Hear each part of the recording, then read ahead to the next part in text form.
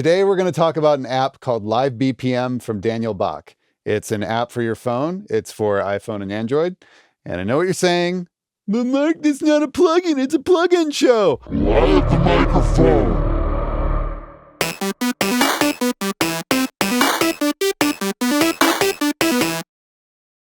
Okay, so to show this thing off, I've got a session called Bayou Ingenue from Mark Connor and Friends. This session was recently featured in the Pro Member Mix Fix series with Fab DuPont. He retracked drums and did some organ with Dave Zirio.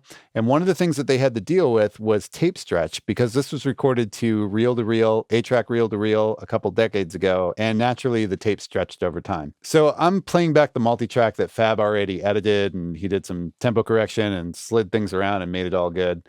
They decided on 95. I'm going to hit play, and the sound's just coming over my speakers in the room, and my iPhone's listening to it with this app open. Okay, so I'm going to hit play, and we'll see if it finds the tempo.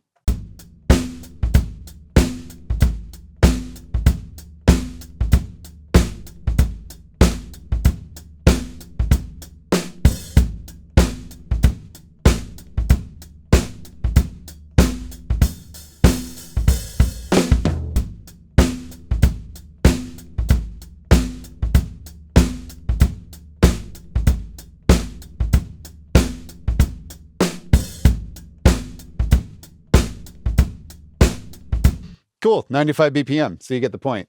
That's super handy. Again, if you get some files to mix and they haven't included the BPM for the song, now you know because you just pulled out your phone and let your phone listen to it, you get the relative idea. If I just got the files for this, I would have guessed 95 BPM and I would have been off and running. So another cool use for this is when you have a band in, if you're trying to find a tempo for a song, it's a lot easier to tell the band to just play for you and just see what they naturally go to versus you trying to guess a BPM, put it through a metronome, then they're listening and they're trying to remember if that feels natural or not. It's better, in my experience, if I just tell them, hey, just run through that song and let's see what happens. Then I at least get the ballpark BPM. I can feed them a click and then they can tell me if that feels good or not. They might have been excited on the take, but you get the idea. You could figure out how fast they're playing. I also love this for singer-songwriters when they're just demoing a song.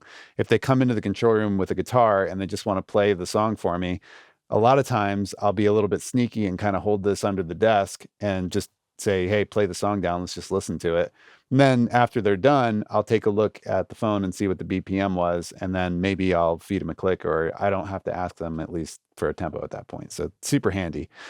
One other use case is down on the bottom where you see that squiggly little line. That line is obviously giving a representation of the BPM going up and down. That's really cool when you're trying to rehearse and work on your tempo. You can see how much you're fluctuating. So it'll also make you cry. So that's liveBPM for iPhone and Android. You can download those on the respective stores. And if you like this video, be sure to like and subscribe, and we'll see you on the next one.